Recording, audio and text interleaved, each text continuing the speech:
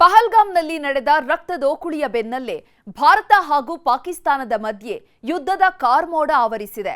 ಇದರ ಎಫೆಕ್ಟ್ ಈಗ ರಾಜ್ಯಕ್ಕೂ ತಟ್ಟಿದೆ. ಕರ್ನಾಟಕದ ಪ್ರವಾಸಿ ತಾಣಗಳಲ್ಲಿ ಹದ್ದಿನ ಕಣ್ಣೀಡಲಾಗಿದೆ. ಗಡಿಯಲ್ಲಿ ಉಗ್ರರ ಅಟ್ಟಹಾಸ, ರಾಜ್ಯದಲ್ಲಿ ಕಟ್ಟೆಚ್ಚರ. ಪಹಲ್ಗಾಮ್ನಲ್ಲಿ ನಡೆದ ನೆತ್ತರೋಕುಳಿಯ ಕಿಚ್ಚು ಇನ್ನೂ ಆರಿಲ್ಲ. 4 ದಿನದ ಹಿಂದೆ ಅಟ್ಟಹಾಸ ಮೆರೆದ ಉಗ್ರರ ಹೆಡೆಮುರಿ ಕಟ್ಟುವವರೆಗೂ ಸೈನಿಕರಿಗೆ ನಿದ್ದೆ ಬರ್ತಿಲ್ಲ. ಹೀಗಾಗಿಯೇ ಯಾವ ಕ್ಷಣದಲ್ಲಿ ಏನಾಗುತ್ತೆ, ಎಲ್ಲಿ ಗುಂಡಿನ ಸದ್ದು ಮೊಳಗುತ್ತೋ ಅನ್ನೋ ಆತಂಕ ಕ್ಷಣ ಕ್ಷಣಕ್ಕೂ ಹೆಚ್ಚಾಗ್ತಿದೆ. ಗಡಿ ನುಗ್ಗಿ ಬಂದ ಉಗ್ರರು ಹಿಂದೂಗಳ ರುಂಡ ಚೆಂಡಾಡಿದ ಬೆನ್ನಲ್ಲೇ ರಾಜ್ಯದಲ್ಲೂ ಕಟ್ಟೆಚ್ಚರ ವಹಿಸಲಾಗಿದೆ. ನೌಕಾನೆಲೆ ಹಾಗೂ ಪ್ರವಾಸಿ ತಾಣಗಳಲ್ಲಿ ಹೈ ಅಲರ್ಟ್ ಘೋಷಿಸಲಾಗಿದೆ.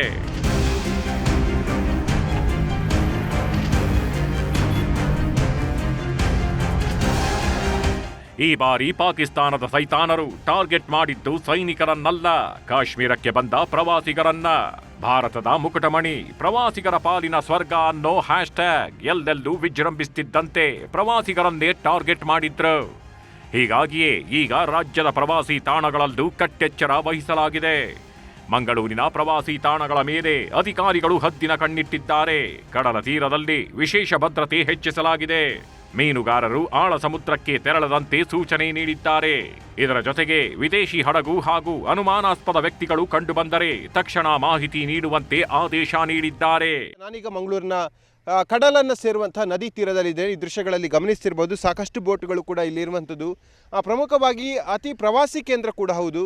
ಆ ಪ್ರವಾಸಿ ಕೇಂದ್ರದ ತಾಣಗಳಲ್ಲಿ ಯಾವುದೇ ರೀತಿಯಾಗಿ ಭದ್ರತೆಗಳನ್ನು ಪೊಲೀಸರು ಮಾಡಿಲ್ಲ. ಯಥಾವತ್ತಾಗಿ ಪೊಲೀಸರು ಪೆಟ್ರೋಲಿಂಗ್ ಮಾಡ್ತಾರೆ ಅಥವಾ ಸಂಜೆಯ ವೇಳೆ ಪೊಲೀಸರು ಬರ್ತಾರೆ. ಆ ರೀತಿಯ ಮಾತ್ರ ವ್ಯವಸ್ಥೆಗಳು ಕೂಡ ಇರುವಂಥದ್ದು. ಉಗ್ರರ ದಾಳಿಯ ಹಿನ್ನೆಲೆಯಲ್ಲಿ, ದಾಳಿಯ ಎಚ್ಚರಿಕೆ ಹಿನ್ನೆಲೆಯಲ್ಲಿ ಯಾವುದೇ ರೀತಿಯಾಗಿ ಹೆಚ್ಚಿನ ಭದ್ರತೆಯನ್ನು ಕೂಡ ಮಾಡಿಲ್ಲ.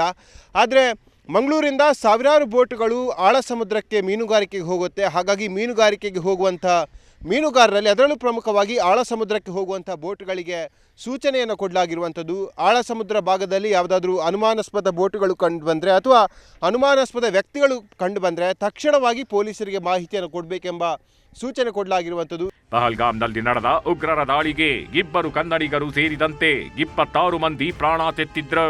ಹಿಂದೂಗಳ ನೆತ್ತರು ಹರಿಸಿದವರ ಹೆಣ ಉರುಳಿಸದೆ ವಿರಮಿಸಲ್ಲ ಅಂತ ಸೈನಿಕರು ಶಪಥ ಮಾಡಿದ್ದಾರೆ.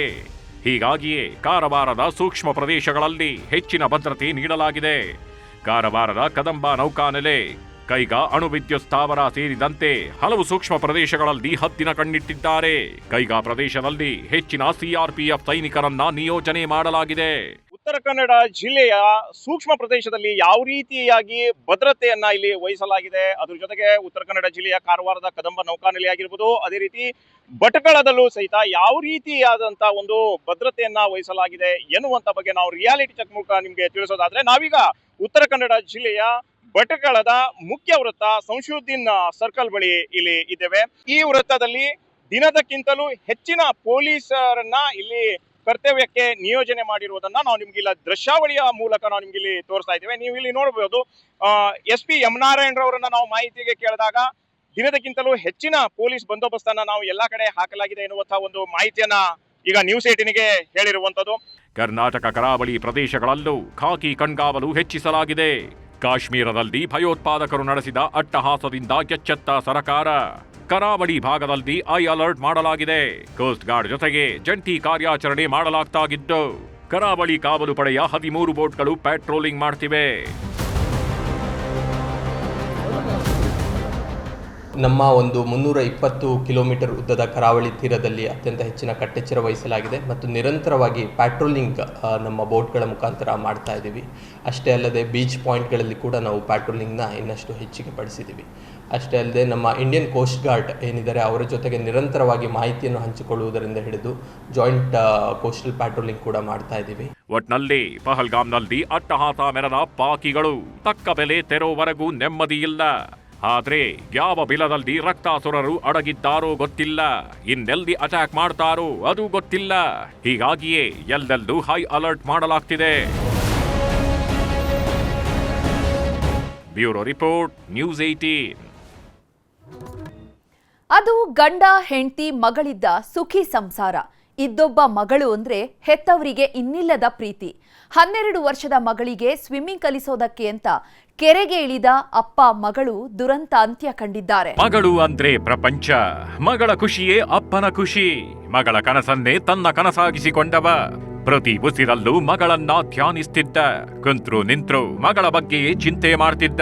ಮಗಳಿಗೂ ಅಷ್ಟೇ ಅಪ್ಪನೇ ಸರ್ವಸ್ವವಾಗಿ ಹೋಗಿದ್ದ. ಇದ್ದೊಬ್ಬ ಮಗಳನ್ನ ಕಣ್ಣಲ್ಲಿ ಕಣ್ಣಿಟ್ಟು ಸಾಕ್ತಿದ್ದ ತಂದೆ ತಾಯಿಗೆ ಕರುಳು ಕುಡಿಯೇ ಜೀವನ ಎರಡೂ ಆಗಿತ್ತು. ಆದ್ರೆ ಇವರ ಮೇಲೆ ಅದ್ಯಾರ ಕಣ್ಣು ಬಿತ್ತೋ ಗೊತ್ತಿಲ್ಲ. ಮಗಳ ಆಸೆಯಂತೆ ಸ್ವಿಮ್ಮಿಂಗ್ ಕಲಿಸ್ತೀನಿ ಅಂತ ಹೋದವ ಮಗಳ ಜೊತೆಯೇ ಜಲಸಮಾಧಿಯಾಗಿದ್ದಾನೆ. ನೀರಿಗಿಳಿದ ಅಪ್ಪ ಮಗಳು ಅಲ್ಲೇ ದುರಂತ ಅಂತ್ಯ ಕಂಡಿದ್ದಾರೆ.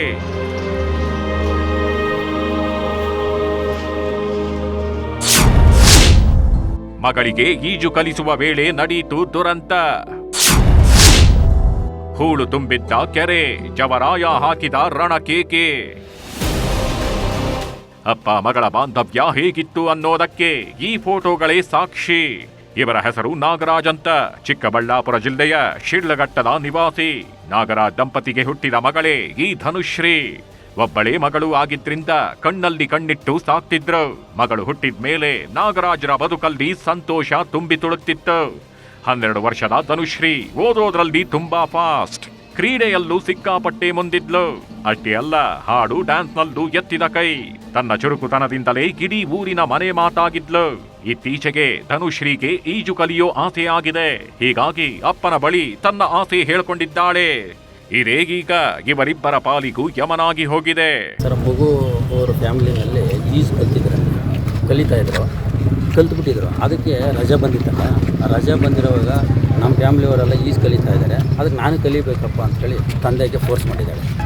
ಹಗ್ಗ ಚೆನ್ನಾಗಿರೋದು ಎತ್ಕೊಂಡೋಗಿದ್ರೆ ತಗೊಂಡೋಗಿ ಕಟ್ಬಿಟ್ಟು ಹಿಡ್ಕೊಂಡು ಗೆಡ್ಡೆ ಮೇಲೆ ಹಾಗೂ ಕಟ್ಟಿದರೆ ಸರೋಗೋದು. ಅದ್ಯಾವುದೋ ಒಂದು ಅವ್ರ ಮನೆ ಹತ್ರ ಒಂದು ಪ್ಲಾಸ್ಟಿಕ್ಕದ್ದು ಒಂದು ಎತ್ಕೊಂಡೋಗಿ ಚೀಲದ್ದು ಕಟ್ಟಿಬಿಟ್ಟವ್ರೆ.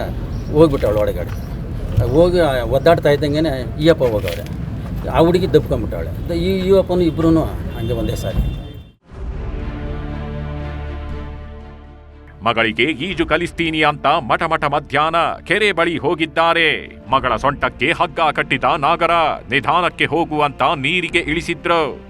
ಒಂದಿಷ್ಟು ಹೊತ್ತು ಖುಷಿಯಾಗಿ ಇದ್ದವಳು ಏಕಾಏಕಿ ಕಣ್ಮರೆಯಾಗಿದ್ದಾಳೆ. ಮಗಳಿಗೇನಾಯ್ತು ಅಂತ ಗಾಬರಿಗೊಂಡ ನಾಗರ ತಾನೂ ಕೂಡ ನೀರಿಗೆ ಹಾರಿದ್ದಾನೆ. ಮೊದಲೇ ಹೂಳು ತುಂಬಿದ್ದ ಕೆರೆ. ಹೀಗಾಗಿ ಇಬ್ಬರೂ ಕೂಡ ಮೇಲೇಳೋದಕ್ಕೆ ಆಗದೆ ಅಲ್ಲೇ ಪ್ರಾಣ ಬಿಟ್ಟಿದ್ದಾರೆ. ತಂದೆ ಮಗಳು ಹೆಣವಾಗಿ ಮೇಲೇಳ್ತಿದ್ದಂತೆ ಇಡೀ ಊರೇ ಕಣ್ಣೀರಿಟ್ಟಿದೆ. ಸುದ್ದಿ ತಿಳಿದು ಸ್ಥಳಕ್ಕಾಗಮಿಸಿದ ಶಿಡ್ಲಘಟ್ಟ ಶಾಸಕ BN ರವಿಕುಮಾರ್ ಮೃತರ ಕುಟುಂಬಕ್ಕೆ ಸಾಂತ್ವನ ಹೇಳಿದ್ದಾರೆ. ಈಜು ಕಲಿಸಲಿಕ್ಕೆ ಇವತ್ತು ಶೆಟ್ಟಳ್ಳಿ ಕೆರೆಗೆ ಹೋದಂಥ ಸಂದರ್ಭದಲ್ಲಿ ಅಲ್ಲಿ ನಡೆದಂಥ ಒಂದು ಘಟನೆ ಒಂದು ದೊಡ್ಡ ದುರಂತ ಈ ಕ್ಷೇತ್ರದಲ್ಲಿ ಅಂತ ನಾನು ಇವತ್ತು ಭಾಳಷ್ಟು ನೋವಿನಿಂದ ಮಾತಾಡ್ತಾ ಇದ್ದೀನಿ. ಇವತ್ತು ಆ ಒಂದು ಕುಟುಂಬದ ಆ ಗಂಡನ ಕಳ್ಕೊಂಡಿರ್ತಕ್ಕಂಥ ತಾಯಿ ಮತ್ತು ಮಗುವನ್ನು ಕಳ್ಕೊಂಡಿರ್ತಕ್ಕಂಥ ತಾಯಿಗೆ ಇವತ್ತು ಭಗವಂತನು ಧೈರ್ಯವನ್ನು ಕೊಟ್ಟು ಇವತ್ತು ಈ ನೋವನ್ನು ಬರೆಸ್ತಕ್ಕಂಥ ಶಕ್ತಿ ಕೊಡಲಿ ಅಂತೇಳಿ ಭಗವಂತನಿಗೆ ಪ್ರಾರ್ಥನೆಯನ್ನು ಮಾಡ್ತಾರೆ. ಒಟ್ನಲ್ಲಿ ಮಗಳ ಆಸೆ ಈಡೇರಿಸಲು ಹೋಗಿದ್ದೆ ದುರಂತಕ್ಕೀಡು ಮಾಡಿದೆ. ಮಠ ಮಧ್ಯಾಹ್ನ ಕೆರೆಗೆ ಇಳಿದವರು ಊರ ಮುಂದಿನ ಕೆರೆಗೆ ಹಾರವಾಗಿದ್ದಾರೆ.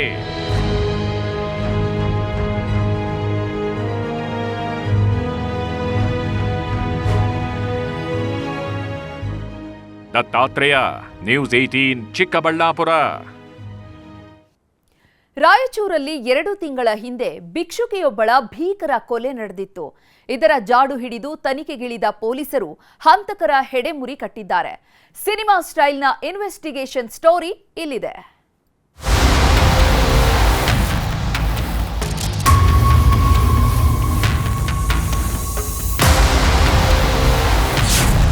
ಭಿಕ್ಷುಕಿ ಕೊಲೆ ಪ್ರಕರಣಕ್ಕೆ ಸಿಕ್ತು ಬಿಗ್ ಟ್ವಿಸ್ಟ್. ಹಂತಕರ ಸುಳಿವು ಕೊಟ್ಟಿತ್ತು ಫಾಸ್ಟ್ ಟ್ಯಾಗ್. ಹಿಂದೆಲ್ಲ ಹಣ ಅಂದ್ರೆ ಹೆಣನು ಬಾಯಿ ಬಿಡುತ್ತೆ ಅಂತಿದ್ರು. ಆದ್ರೀಗ ಹಣ ಅಂದ್ರೆ ಹೆಣವನ್ನು ಬಿಡಲ್ಲ ಅನ್ನುವ ಹಾಗಾಗಿದೆ. ಬಡವ ಶ್ರೀಮಂತ ಅಂತಿಲ್ಲ, ಭಿಕ್ಷುಕ ಬಿಕಾರಿ ಅಂತನೂ ಕೂಡ ನೋಡಲ್ಲ. ಪುಡಿಗಾಸು ಸಿಕ್ಕರೆ ಸಾಕು ಅಂತ ಬೀದಿಯಲ್ಲಿ ಹೆಣ ಉಳಿಸ್ತಾ ಇದ್ದಾರೆ. ಇದೇ ರೀತಿ 2 ತಿಂಗಳ ಹಿಂದೆ ರಾಯಚೂರಿನಲ್ಲೂ ಭೀಕರ ಕೊಲೆ ನಡೆದಿತ್ತು. ಭಿಕ್ಷೆ ಬೇಡೋದಕ್ಕೆ ಬಂದವಳನ್ನ ಬಿಡದೆ ರಕ್ತದ ಕೋಡಿಯನ್ನು ಹರಿಸಿದ್ರು. ಇದರ ತನಿಖೆ ಇಳಿದಂತ ಪೊಲೀಸರು ಸಿನಿಮಾ ಸ್ಟೈಲ್ನಲ್ಲಿ ಹಂತಕರ ಹೆಡೆಮುರಿ ಕಟ್ಟಿದ್ದಾರೆ. ಒಂದೇ ಒಂದು ಫಾಸ್ಟ್ಯಾಗ್ ರಕ್ತಾಸುರರ ಜನ್ಮ ಚಾಲಾಡುವಂತೆ ಮಾಡಿದೆ.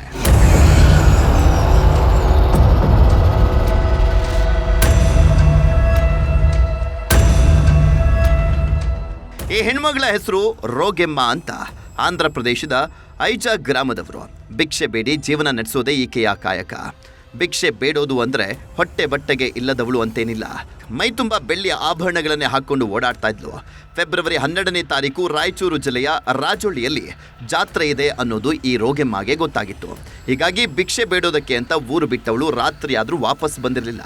ಇದರಿಂದ ಗಾಬರಿಯಾದಂಥ ಕುಟುಂಬಸ್ಥರು ಯಾಪಲದಿನ್ನಿ ಪೊಲೀಸ್ ಠಾಣೆ ಮೆಟ್ಟಿಲೇರಿದ್ರು. ಅಲ್ಲಿಂದಲೇ ನೋಡಿ ರೋಗೆಮ್ಮ ಕೊಲೆಯ ಕೇಸ್ಗೆ ಒಂದೊಂದೇ ಟ್ವಿಸ್ಟ್ ಸಿಗ್ತಾ ಹೋಗಿದ್ದು.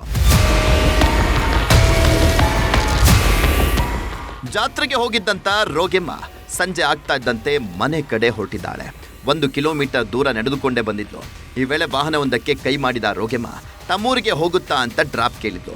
ಈ ವೇಳೆ ಕಾರು ಚಾಲಕನ ಕಣ್ಣು ಈಕೆಯ ಮೈಮೇಲಿದ್ದಂಥ ಬೆಳ್ಳಿ ಆಭರಣದ ಮೇಲೆ ಬಿದ್ದಿದೆ. ಒಂಟಿ ಭಿಕ್ಷುಕಿ ಅಂತ ಕಾರ್ಗೆ ಹತ್ತಿಸಿಕೊಂಡವರು ಸುಮಾರು ಹೊತ್ತು ತಮ್ಮ ಕಾರಲ್ಲೇ ಸುತ್ತಾಡಿಸಿದ್ದಾರೆ. ನಂತರ ಕಂಠಪೂರ್ತಿ ಕುಡಿಸಿ ನಿರ್ಜನ ಪ್ರದೇಶದಲ್ಲಿ ಕತ್ತು ಕೊಯ್ದು ಅಟ್ಟಹಾಸವನ್ನ ಮೆರೆದಿದ್ರು. ಜೊತೆಗೆ ರೋಗೆಮ್ಮ ಮೈಮೇಲಿದ್ದಂಥ 30 ತೊಲ ಬೆಳ್ಳಿ ಡಾಬು, 16 ತೊಲದ ಬೆಳ್ಳಿ ಕಡಗ, ಕೈಗೆ ಹಾಕಿದ್ದಂಥ 4 ತೊಲ ಕಡಗ ಸೇರಿದಂತೆ ಕಾಲ್ ಚೈನ್ ಅನ್ನ ಕದ್ದು ಎಸ್ಕೇಪ್ ಆಗಿದ್ರು. ಅದನ್ನು ಈ ಮಾಲ್ಕುಂಟ, ಈ ನಿರ್ಜನ ಪ್ರದೇಶಕ್ಕೆ ಚಂದ್ರಬಂಡ ಸಮೀಪ ಇರೋ ಮಾಲ್ಕುಂಟ ಸ್ಥಳ ಕರ್ಕೊಬರ್ಬೇಕಾದ್ರೆ ಆಕೆ ಮುಂದೆ ಕೂತಿರ್ತಾಳೆ. ಹಿಂದ್ಗಡೆಯಿಂದ ಆ ಸೀಟ್ ಸೇರಿಸಿ ಟವಲ್ ಬಿಗಿದು ಆ ಸ್ಥಳ ಕರ್ಕೊಬರ್ತಾರೆ. ನೋಡ್ತಾರೆ, ಮತ್ತು ಕೆಳಗೆ ಬಿಸಾಕ್ತಾರೆ. ಆಕೆ ಮೈ ಮೇಲಿದ್ದಂಥ ಬೆಳ್ಳಿ ಡಾಬ, ಕೈ ಕಡಗ, ಬೆಳ್ಳಿ ಜನವಾರ, ಹೀಗೆ ಒಂದು 70 ತೊಲೆ ಬೆಳ್ಳಿ ಸಾಮಾನುಗಳನ್ನ ಬಿಚ್ಕೊಂಡು ಆಕೆ ಶವನಲ್ಲಿ ಬಿಟ್ಟು ಹೋಗ್ತಾರೆ. ನಿರ್ಜನ ಪ್ರದೇಶದಲ್ಲಿ ಸಿಕ್ಕಿದ್ದಂಥ ಭಿಕ್ಷುಕಿ ಹೆಣ ಪೊಲೀಸರಿಗೆ ದೊಡ್ಡ ಸವಾಲಾಗಿತ್ತು. ರೋಗೆಮ್ಮಾಳ ಹಿನ್ನೆಲೆ, ಕಲೆ ಹಾಕಿದ ಖಾಕಿ ಪಡೆ, ಹಬ್ಬದ ದಿನ ಎಲ್ಲೆಲ್ಲಿ ಓಡಾಡಿದ್ಲು ಅನ್ನುವಂಥ CCTV ದೃಶ್ಯವನ್ನ ಕಲೆಕ್ಟ್ ಮಾಡಿದ್ರು. ಈ ವೇಳೆ ಡ್ರಾಪ್ ನೆಪದಲ್ಲಿ ಭಿಕ್ಷುಕಿಯನ್ನ ಕಾರ್ನಲ್ಲಿ ಹತ್ತಿಸಿಕೊಂಡಿದ್ದು ಕಣ್ಣಿಗೆ ಬಿದ್ದಿತ್ತು. ಇದರ ಜಾಡು ಹಿಡಿದಂಥ ಖಾಕಿ ಪಡೆ ಟೋಲ್ ಗೇಟ್ನಲ್ಲಿ ಎಲ್ಲ ಕಾರುಗಳ ಪರಿಶೀಲನೆ ನಡೆಸಿದ್ರು. ಆಗ ಕಿಡ್ನಾಪ್ ಆಗಿದ್ದ ಕಾರು ಕಣ್ಣಿಗೆ ಬೀಳ್ತಾ ಇದ್ದಂತೆ ಅದರ ಫಾಸ್ಟ್ಯಾಗ್ ಮೂಲ ಕೆದಕಿದಾಗ ಆರೋಪಿಯ ಕಂಪ್ಲೀಟ್ ಡೀಟೇಲ್ಸ್ ಸಿಕ್ಕಿದೆ. ಒಂಟಿ ಪ್ರಯಾಣಿಕರನ್ನೇ ಗುರಿಯಾಗಿಸಿ ದರೋಡೆ ಮಾಡ್ತಾ ಇದ್ದಂಥ ಬೋಯ ರಾಮಚಂದ್ರ ಅಂಡ್ ಗ್ಯಾಂಗ್ ಅನ್ನ ಪೊಲೀಸರು ಹೆಡಮುರಿ ಕಟ್ಟಿದ್ದಾರೆ. ನಮ್ಮ ತಂಡಕ್ಕೆ ಇವರು ಒಂದು 10 ದಿನಗಳ ನಂತರ ಇವರು ಸಿಗ್ತಾರೆ. ಅರೆಸ್ಟ್ ಮಾಡಿ ಇದೆಲ್ಲ ರಿಕವರಿ ಮಾಡ್ತೀವಿ. ಕಾರ್ ಸೀಸ್ ಮಾಡಿ ಈಗ ಕೇಸು ತನಿಖೆಯಲ್ಲಿದೆ. ಈಗ ಅಷ್ಟು ಜನ ಅವರಿಬ್ಬರು ಕೂಡ ತಿಮ್ಮಪ್ಪ ಅಲಿಯಾಸ್ ಕರಿಯ ಮತ್ತು ಬೊಮ್ಮಗಿರಿ ರಾಮಚಂದ್ರ ಜುಡಿಷಿಯಲ್ ಕಸ್ಟಡಿಯಲ್ಲಿದ್ದಾರೆ. ಹಂತಕ ಬೋಯ ರಾಮಚಂದ್ರನಿಗೆ ಜಸ್ಟ್ 19 ವರ್ಷ. ಪೊಲೀಸರು ಬಂಧಿಸೋದು 1 ದಿನ ಲೇಟ್ ಆಗಿದ್ರು. ಅದ್ದೂರಿ ನಿಶ್ಚಿತಾರ್ಥ ಮಾಡ್ಕೊಳ್ತಾ ಇದ್ದ. ಆದರೆ ಪೊಲೀಸರು ಹಂತಕನ ಹೆಡಮುರಿ ಕಟ್ಟಿದ್ದು ಈತನ ಕೈ ಹಿಡಿಬೇಕಾಗಿದ್ದಂಥ ಹೆಣ್ಮಗಳ ಬದುಕು ಬಚಾವಾಗಿದೆ. ಒಟ್ನಲ್ಲಿ ಭಿಕ್ಷುಕಿಯನ್ನ ಬಿಡದೆ ಹೆಣ ಉಳಿಸಿದವರು ಕಂಬಿ ಹಿಂದೆ ಸೇರಿದ್ದಾರೆ. ವಿಶ್ವನಾಥ್ ಹೂಗಾರ್, ನ್ಯೂಸ್ 18, ರಾಯಚೂರು. ಚಾಮರಾಜನಗರದಲ್ಲಿ ಆಕ್ಸಿಜನ್ ದುರಂತ ನಡೆದು 4 ವರ್ಷವೇ ಆಗ್ತಾ ಬಂತು. ಕಾಂಗ್ರೆಸ್ ಪಕ್ಷ ಅಧಿಕಾರಕ್ಕೂ ಬಂದಿದ್ದಾಯ್ತು. ಆದರೂ ಕೂಡ ಸಿಎಂ ಹಾಗೂ ಡಿಸಿಎಂ ಕೊಟ್ಟ ಭರವಸೆ ಮಾತ್ರ ಇನ್ನೂ ಈಡೇರಿಲ್ಲ.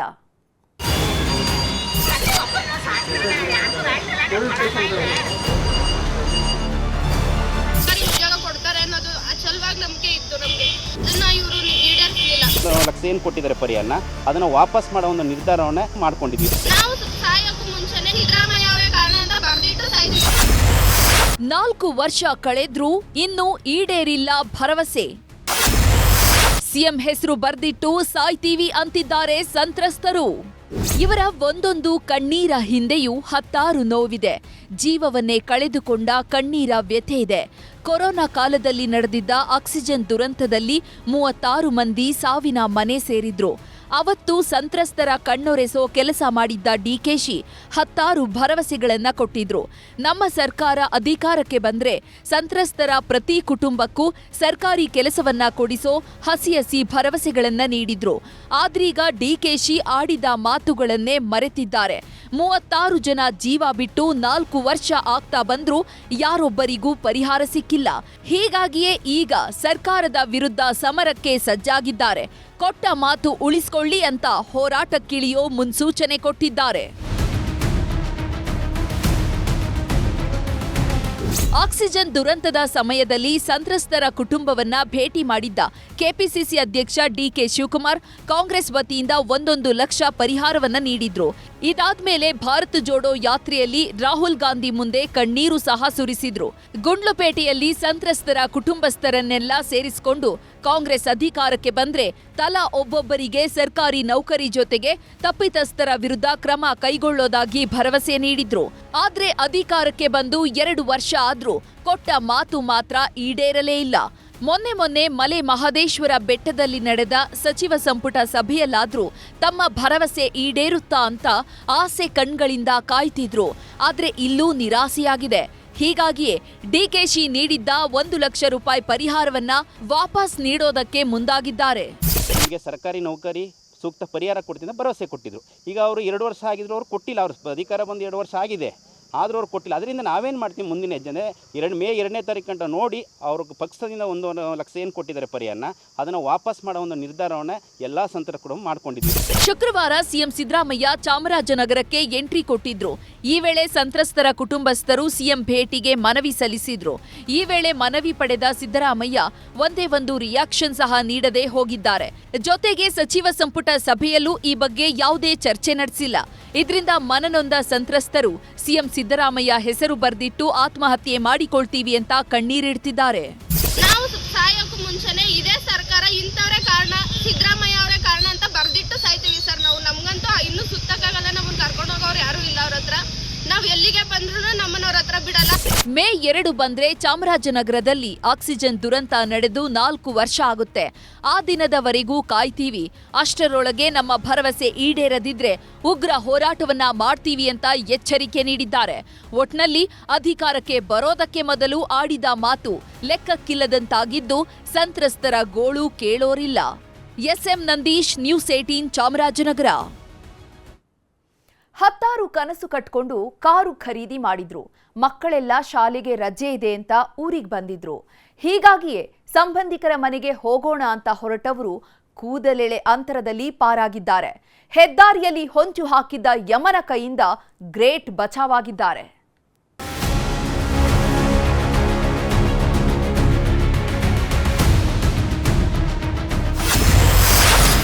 ನಡು ರಸ್ತೆಯಲ್ಲೇ ಹೊತ್ತೆಯುರಿದ ಪೊಲೀಸಪ್ಪನ ಕಾರು. ನೋಡ್ತಿದ್ದಂತೆ ಭಸ್ಮ, 4 ಬದುಕಿದ್ದೇ ಪವಾಡ. ಒಂದೇ ಒಂದು ಕ್ಷಣ ಯಾಮರಿದ್ರು 4 ಪ್ರಾಣ ಪಕ್ಷಿಯೇ ಹಾರಿ ಹೋಗ್ತಿತ್ತು. ಸೊಸೆಯ ವಾರ್ಷಿಕೋತ್ಸವಕ್ಕೆ ಹೋಗ್ತಿದ್ದವರು ಹಾದಿ ಬೀದಿಯಲ್ಲಿ ಧಗಧಗಿಸಿ ಹೋಗ್ತಿದ್ರು. ಆದ್ರೆ ಅದ್ಯಾವ ದೇವ್ರು ತಲೆ ಕಾದ್ನೋ ಗೊತ್ತಿಲ್ಲ. ಸಾವಿನ ಸುಳಿಗೆ ಸಿಲುಕಿದವರು ಗ್ರೇಟ್ ಬಚಾವಾಗಿದ್ದಾರೆ. ಒಂದೇ ಒಂದು ಕ್ಷಣದಲ್ಲಿ 4 ಬೆಂಕಿಯ ಕೆನ್ನಾಲಿಗೆಯಿಂದ ಪಾರಾಗಿದ್ದಾರೆ. ಈ ಮಾರುತಿ ಸುಜುಕಿ ಕಾರು ಖರೀದಿ ಮಾಡಿ ಇನ್ನೂ 1 ವರ್ಷ ಆಗಿಲ್ಲ. ಅಷ್ಟರಲ್ಲಾಗಲೇ ಅದು ಹೇಗೆ ಧಗಧಗ ಅಂತ ಹೊತ್ತಿ ಉರಿಯುತ್ತಿದೆ ನೋಡಿ. ಗದಗ ಜಿಲ್ಲೆಯ ನಾರಾಯಣಪುರದ ಈರಣ, ವೃತ್ತಿಯಲ್ಲಿ ಪೊಲೀಸ್, ಹೆಂಡತಿ, 2 ಮಕ್ಕಳು, ನೆಮ್ಮದಿಯ ಸಂಸಾರ ಇವರದ್ದು. 2 ಮಕ್ಕಳು ಕೂಡ ಮೂಡಬಿದ್ರಿಯಲ್ಲಿ ಓದ್ತಿದ್ರಿಂದ ಅಲ್ಲಿಂದ ಮಕ್ಕಳನ್ನ ಕರ್ಕೊಂಡು ಬರೋಕೆ ಕಷ್ಟ ಆಗತ್ತೆ ಅಂತ ಲಕ್ಷಾಂತರ ರೂಪಾಯಿ ಕೊಟ್ಟು ಹೊಸ ಕಾರನ್ನ ಖರೀದಿ ಮಾಡಿದ್ರು. ಮಕ್ಕಳಿಬ್ರು ರಜೆ ಅಂತ ಊರಿಗೆ ಬಂದಿದ್ರು. ಹೀಗಾಗಿ ಹನುಮಸಾಗರದಲ್ಲಿರುವಂತಹ ಸೊಸೆಯ ವಾರ್ಷಿಕೋತ್ಸವ ಇದೆ ಅಂತ ಇಡೀ ಕುಟುಂಬ ಹೊರಟಿತ್ತು. ಇನ್ನೇನು ಸ್ವಲ್ಪ ದೂರ ಹೋಗಿದ್ರೆ ಊರು ಸೇರ್ಕೊಳ್ತಿದ್ರು. ಅಷ್ಟರೊಳಗಡೆ ಕಾರ್ನ ಇಂಜಿನ್ನಲ್ಲಿ ಬೆಂಕಿ ಕಾಣಿಸ್ಕೊಂಡಿದೆ. ಹೊಗೆ ಬಂದಂತೆ ಕಾಣ್ತಿದೆ ಅಂತ ಕಾರನ್ನ ಪಕ್ಕಕ್ಕೆ ನಿಲ್ಲಿಸಿ ನೋಡ್ತಿದ್ದಂತೆಯೇ ಏಕಾಏಕಿ ಬೆಂಕಿ ಹೊತ್ಕೊಂಡಿದೆ. ಸ್ವಲ್ಪ ನಮ್ಗೆ ಹೊಗೆ ಸ್ಮೆಲ್ ಬರಕತ್ರಿ, ಸುಟ್ಟಿದ್ದು ಸೈಡ್ ಹಾಕಿದ್ವಿ. ಇಂಜಿನ್ ಒಳಗೆ ಬೆಂಕಿ ಎತ್ತಿದ್ವಿ ಸರ್. ಜಸ್ಟ್ ಇಲ್ಲೇ ಬಂದ್ ಸರ್ ನಾವು ಸೈಡ್ ಹಾಕಿದ್ವಿ ಸರ್. ಅಷ್ಟೊತ್ತಲ್ಲಿ ನಮ್ಮ ಕಡೆ ಏನೂ ಮಾಡೋಕ್ಕಾಗಲಿಲ್ಲ. ಇಂಜಿನ್ ಒಳಗೆ ಹಾಕಿತ್ತು ಸರ್, ಅದು ಆಡ್ಸಕ್ಕಾಗಲಿಲ್ಲ. ನಾವು ಹಿಡ್ಕೊಳೋದು ಆಯ್ತು ಸರ್. ಅಷ್ಟೊತ್ತು ಫುಲ್ ಜೋರಾಗಿ ಬೆಂಕಿ ಎತ್ತಿತ್ತು ಸರ್. ಕುಟುಂಬಸ್ಥರೆಲ್ಲ ಕೆಳಗಿಳಿತಿದ್ದಂತೆಯೇ ಬೆಂಕಿಯ ಕೆನ್ನಾಲಿಗೆ ಧಗಿಸಿದೆ. ಕಾರಿಂದ ಕೆಳಗೆ ಇಳಿಯೋದು ಸ್ವಲ್ಪ ಲೇಟ್ ಆಗಿದ್ರೂ ನಡೆಯಬಾರದ ದುರಂತವೇ ನಡೆದು ಹೋಗ್ತಿತ್ತು. ಸಂತೋಷ್, ಕಣ್ಣೂರ, ನ್ಯೂಸ್ 18 ಗದಗ.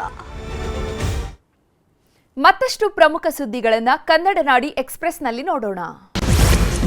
ಸ್ಮಶಾನದಲ್ಲಿ 3 ಫೋಟೋ ಇಟ್ಟು ವಾಮಾಚಾರ, ಸ್ಥಳೀಯರಿಂದ ಮಂತ್ರವಾದಿಗೆ ಹಿಗ್ಗಾಮುಗ್ಗಾ ಥಳಿತ. ಕೊಪ್ಪಳದ ಅಗಳಕೇರಿಯಲ್ಲಿ ಘಟನೆ. ಕೊಪ್ಪಳ ಜಿಲ್ಲೆಯಲ್ಲಿ ಬಾಲ್ಯ ವಿವಾಹಕ್ಕಿಲ್ಲ ಕಡಿವಾಣ. 17 ವರ್ಷದ ಬಾಲಕಿಗೆ ಮದುವೆ ಮಾಡಿಸಿದವರ ವಿರುದ್ಧ ದೂರು. ಹಿರೇಖೇಡ ಪಿಡಿಒ ಮಲ್ಲಿಕಾರ್ಜುನರಿಂದ ಕೇಸ್ ದಾಖಲು. ರಾಮನಗರದ ಮಣ್ಣಿಗಾನಹಳ್ಳಿಯ ನ್ಯಾಯಬೆಲೆ ಅಂಗಡಿಗೆ ಕಳಪೆ ಅಕ್ಕಿ ಪೂರೈಕೆ. ಪಡಿತರ ಅಕ್ಕಿಯಲ್ಲಿ ಕಲ್ಲು, ಮಣ್ಣು, ಗಾಜಿನ ಪುಡಿ ಪತ್ತೆ. ತಿನ್ನಲು ಯೋಗ್ಯವಲ್ಲ ಅಂತ ಜನರ ಆಕ್ರೋಶ. ಸಿಲಿಂಡರ್ ಸ್ಫೋಟದಿಂದ ಹೊತ್ತಿಯುರಿದ ಮನೆಯಲ್ಲಿದ್ದವರು ಗ್ರೇಟ್ ಎಸ್ಕೇಪ್. ಯಾದಗಿರಿಯ ದುರ್ಗಾನಗರದಲ್ಲಿ ಘಟನೆ. ರೆಡ್ ಹ್ಯಾಂಡ್ ಆಗಿ ಸಿಕ್ಕಿಬಿದ್ದ ಬೋರ್ವೆಲ್ ಕೇಬಲ್ ಕಳ್ಳ. ಸಾರ್ವಜನಿಕರಿಂದ ಬಿತ್ತು ಧರ್ಮದೇಟು. ಹಾವೇರಿಯ ಹುಲಿಕಟ್ಟಿ ಗ್ರಾಮದಲ್ಲಿ ಘಟನೆ.